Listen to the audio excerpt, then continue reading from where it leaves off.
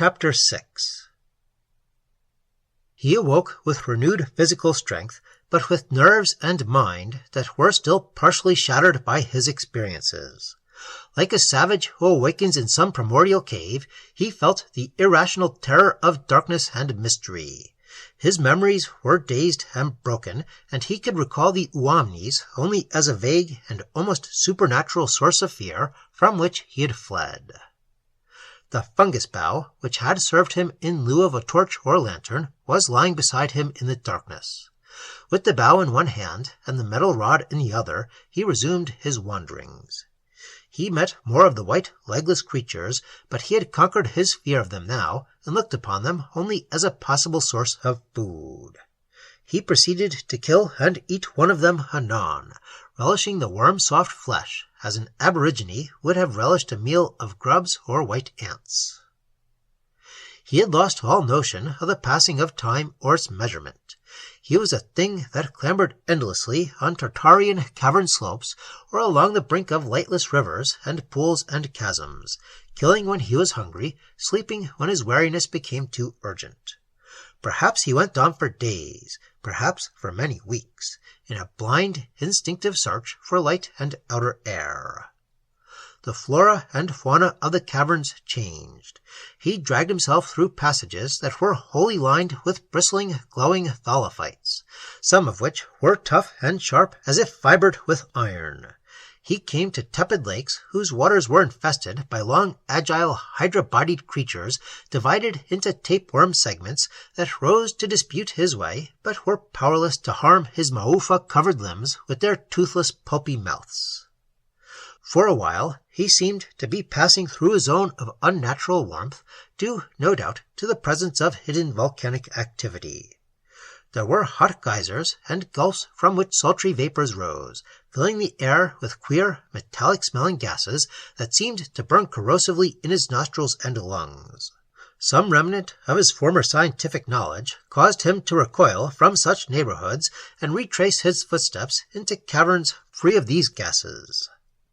Fleeing from one of the mephitic-laden caves, he found himself in a mile-wide chamber, lined with fungi of uncommon exuberance, amid whose luminiferous growths he met with one of his most terrible adventures. A vast and semi-ophidian monster, white as the other life-forms he had met, and equally legless, but owning a single cyclopean phosphoric eye, leapt upon him from an unearthly vegetation and hurled him to the ground with the ram-like impact of its blunt, shapeless head.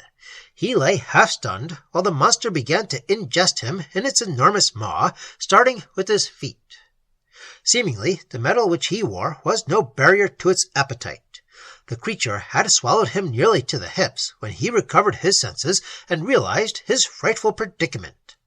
Smitten with hideous terror, howling and gibbering like a caveman, he lifted the metal rod, which his clutching fingers had somehow retained, and struck frantically at the awful head into whose mouth he was being drawn by inches. The blows made little or no impression on the great rubbery mass, and soon he was waist-deep in the monstrous maw. In his dire need, a trace of reasoning power returned to him, and using the rod like a rapier, he thrust it into the immense glaring eye, burying it to his hand, and probably penetrating whatever rudimentary semblance of brain the animal possessed. A pale and egg-like fluid oozed from the broken eye, and the slobbering lips tightened intolerably upon Howard, almost crushing him in what proved to be the death spasm. The white, swollen, barrel-thick body tossed for many minutes, and during its convulsions Howard was knocked insensible. When he came to again, the creature was lying comparatively still, and the sack-like mouth had begun to relax, so that he was able to extricate himself from the dreadful gorge. The shock of this experience completed his mental demoralization and drove him even further into primitive brutehood.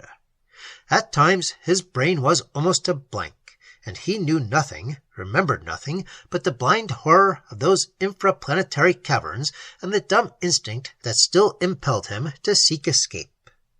Several times, as he continued his way through the thickets of fungi, he was forced to flee or hide from other monsters of the same type as the one that had so nearly ingested him. Then he entered a region of steep acclivities that took him ever upward. The air became chill, and the caverns were seemingly void of vegetable or animal life. He wondered dully as to the reason of the growing cold, but his broken mind could suggest no explanation. Before entering this realm, he had supplied himself with another fragment of luminiferous fungus to light his way. He was groping through a mountain-like wilderness of chasms and riven scarps and dolomites when, at some distance above, he saw with inexpressible fright a glimmering as of two cold green eyes that moved among the crags. He had virtually forgotten the Uwamnis and their lamps, but something, half intuition, half memory, warned him of direr peril than any he had hitherto met in the darkness. He dropped his luminous torch and concealed himself behind one of the dolomitic formations. From his hiding place he saw the passing of two of the Immortals, clad in silvery maufa, who descended the scarp and vanished in the craggy gulfs below. Whether or not they were hunting for him, he could not know, but when they had gone from sight, he resumed his climb, hurrying at breakneck speed, and feeling that he must get as far away as possible from the bearers of those icy green lights. The dolomites dwindled in size, and the steep chamber narrowed like the neck of a bottle, and closed in upon him presently from all sides, till it was only a narrow, winding passage. The floor of the passage became fairly level.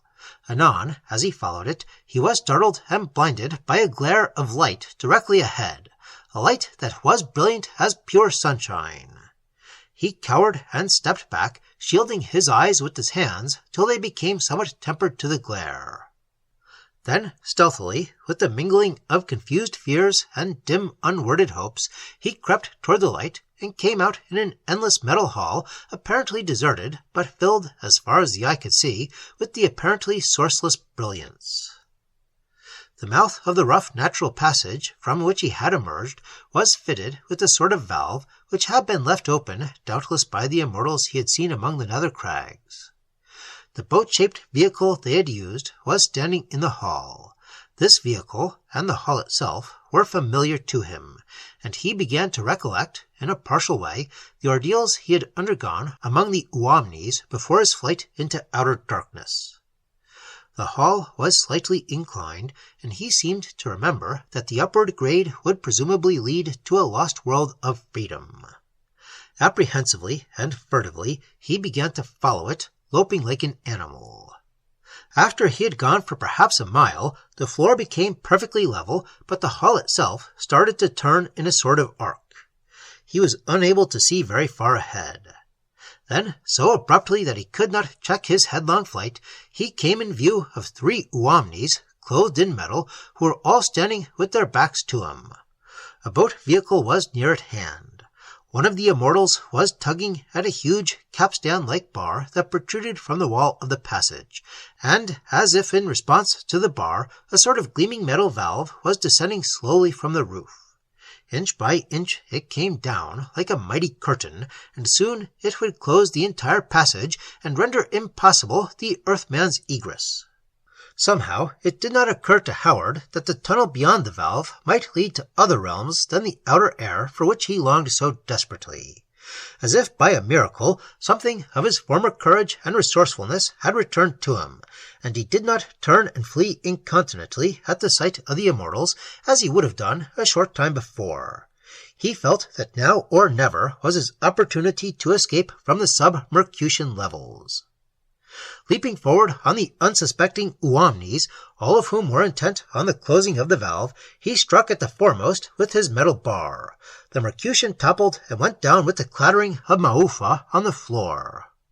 The one who was operating the lever continued his task, and Howard had no time to strike him down, for the remaining Immortal, with tigerish agility, had sprung back and was leveling the deadly fire tube which he carried.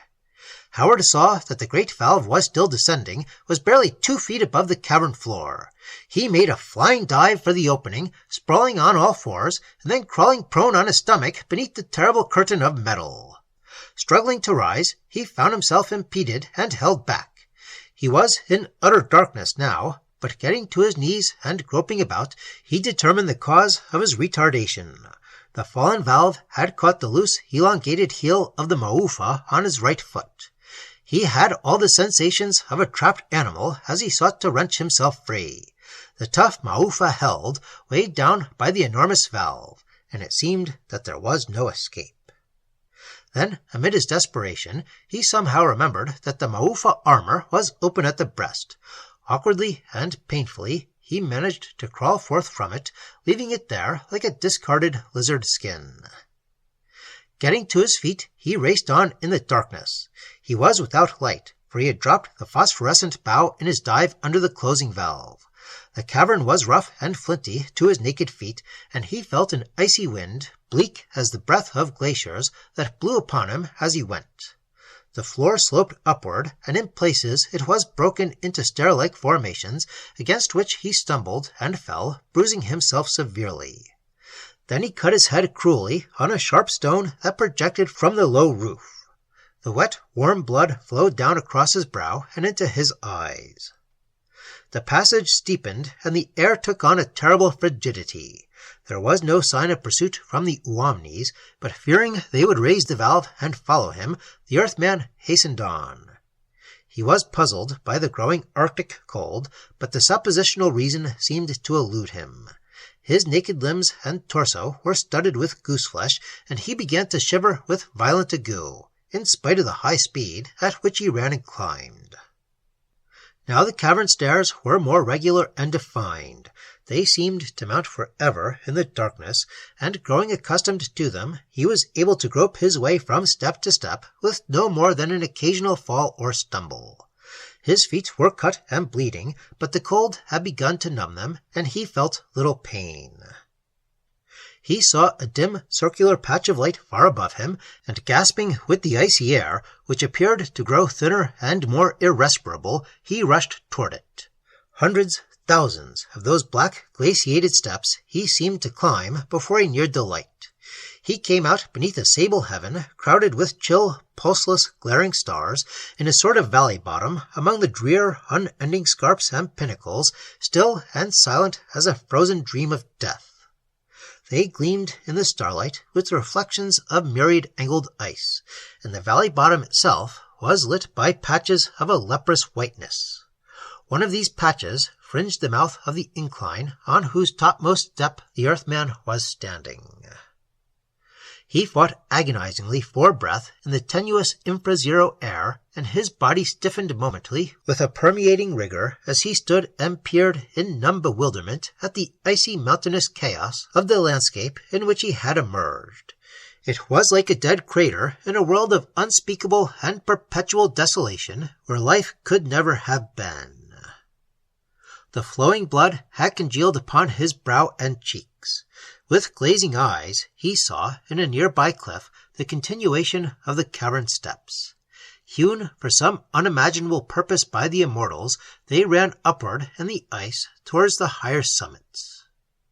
It was not the familiar twilight zone of Mercury in which he had come forth. It was the bleak, nightward side, eternally averted from the sun, and blasted with the frightful cold of cosmic space. He felt the pinnacles and chasms close him in, relentless and rigid like some Hyperborean hell. Then the realization of his plight became something very remote and recessive, a dim thought that floated above his ebbing consciousness. He fell forward on the snow, with limbs already stiff and unbending, and the mercy of the final numbness grew complete.